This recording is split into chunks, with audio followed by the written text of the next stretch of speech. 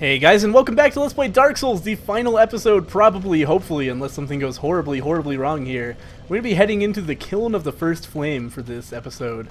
This is, like, the site of where the first flame was found. I think this is where, like, Gwyn and the others found their Lord Souls and used them to take over the world, used their power to conquer the dragons and begin the Age of Fire.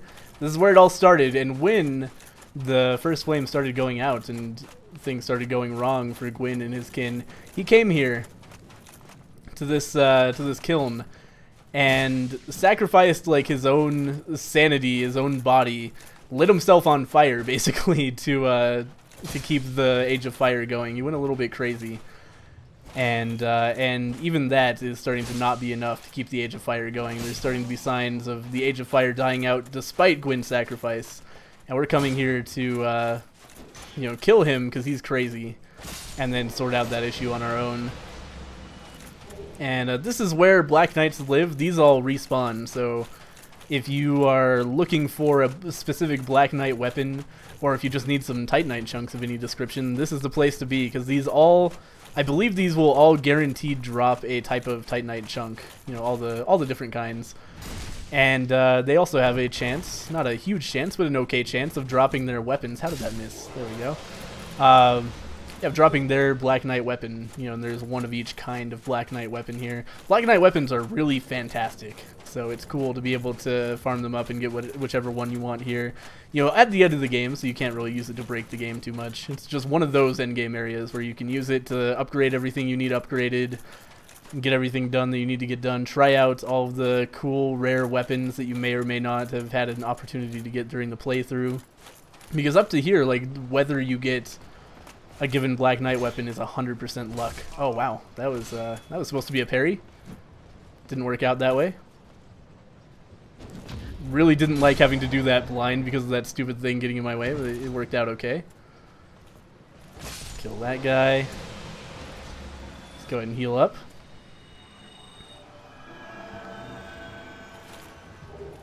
Got a nice Titanite chunk from that man. And our Occult Great Scythe should actually do a little bit of extra damage to Gwyn, because it is especially good against god monsters and their spawn. In fact, it should be good against these Black Knights as well for the same reason. Because Gwyn is a god and these Black Knights kind of borrow his power or something. I don't know how the lore for it works, but they are weak to god-killing weapons somehow, anyway. Parrying this guy makes me nervous for some reason. Like, of all the Black Knights, I don't know, I guess the ones with big weapons, because it's the same deal for the Great Sword one, the one with the big two-handed sword. Hey, we got a Black Knight Great Axe.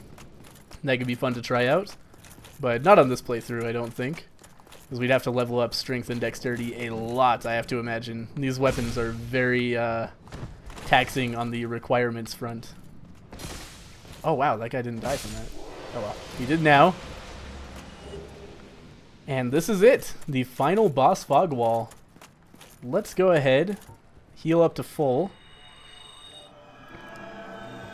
And we should probably put on some Havels, because the way this boss fight works is basically you parry him. You parry him as hard as you can. And we'll use a nice Silver Knight shield for some extra defense. So, you know, we're not going to be doing a lot of rolling around or dodging, because I'm actually going to be actively tanking his hits if I fuck up my parries. So hopefully this goes okay. My first time fighting Gwyn, I was actually shocked at how easy it was, but, you know, we'll see if that bears true this time too. We're just going to, you know, wait until he doesn't attack and then parry him and fuck him in the belly, basically, and we'll do that a few times and he should be dead. I didn't bother using Sunlight Blade because this guy is actually incredibly weak to lightning. Oh man, I was supposed to block that. Oh man, we need to be healing. Oh man, come on, let's heal up. There we go. Oh, he's gonna grab me. He's gonna explode me. That's okay. So far not the smoothest boss fight. I've fucked up a couple of parries, but we'll do okay. Like, through Havels he does pretty little damage. Let's go ahead and heal up again. We can basically tank him with Estus, and we just need to get enough parries. But I'm fucking up a lot more than I did last time I fought this guy. Let's drink a couple Estus.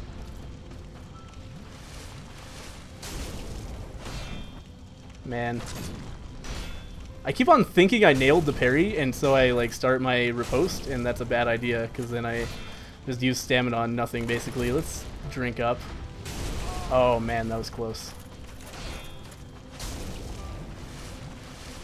Okay, we'll just drink a few Estus, no big deal. Parry him again. And as you can see, like, for a final boss, I've fucked up a lot, and this guy is not nearly as difficult as some other bosses I might mention. Like, even Capra Demon, for the point at which you fight him, I feel like is a much more tactically interesting boss fight. Oh, he's gonna grab me. I should have rolled. I was too ready to parry. So he's just gonna explode me. That attack actually does pretty little damage compared to just a normal one, but I guess the thing that's special about it is it goes through your shield.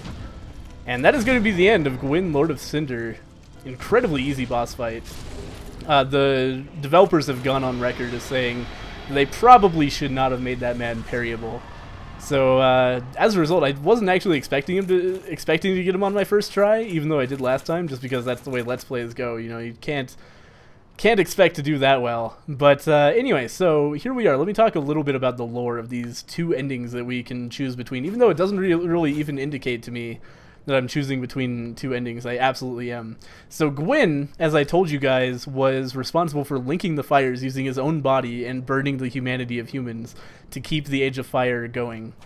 My goal, as stated by Frampt and by that image of Guinevere made by Gwendolyn, is that I need to come here and succeed Gwyn, go and link the fires using my own body, go crazy, light myself on fire, and extend the Age of Fire unnaturally. If I had talked to Koth, who was the serpent that I would have found in the Abyss if I hadn't already talked to Frampt after fighting the Four Kings, he would have told me that my job is to lead my people. He says that humans are basically the people who are supposed to be in charge of the Age of Dark. Gwyn and his kind are supposed to die out, and I could become the Dark Lord and lead the humans into an Age of Dark, which is our own age, and just leave the Lords to die, leave Anor Londo to die, and you know, make that happen. And I think almost everybody, upon hearing the full story, thinks, you know what, I'd better go out and start the Age of Dark. And that is, I think, the good ending, is starting the Age of Dark, not starting the Age of Fire.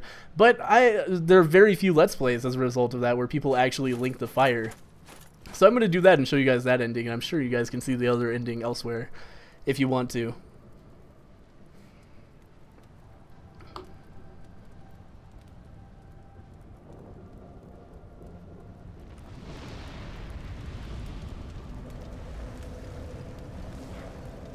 I bet a lot of people who play Dark Souls get this ending. You know, they just come up to the bonfire, haven't been paying attention to the story, light the bonfire, and then are like, wait, what the fuck happened? No, wait, no!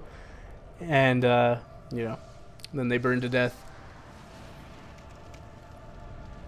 So that's that. So in my playthrough, I've decided to start a new Age of Fire, but, you know, usually I would not do that, and instead would leave and let the Age of Fire come to its natural conclusion and let darkness take over. But either way, that is the end of my kind of retrospective Let's Play of Dark Souls in preparation for the release of Dark Souls 2 coming out on PC very soon. I expect that I will be doing some kind of content on that, probably not right after it comes out because I need some time to actually play it. But as soon as is reasonably possible, I would love to do a Dark Souls 2 series. So look for that. I believe it's like April 25th that the game becomes playable on the PC, so I'll be trying to start it around then. And that will be real exciting. Well, I shouldn't say around then. I will start playing it on that day at midnight when it unlocks. When I start making content of it is a different thing. I have a trip planned in May, so might have to wait until after that. I don't know. But hopefully you guys enjoyed the Dark Souls 1 playthrough anyway, and I hope you guys are excited to experience Dark Souls 2 with me if you are in the same situation as me, not being able to play it until the PC release.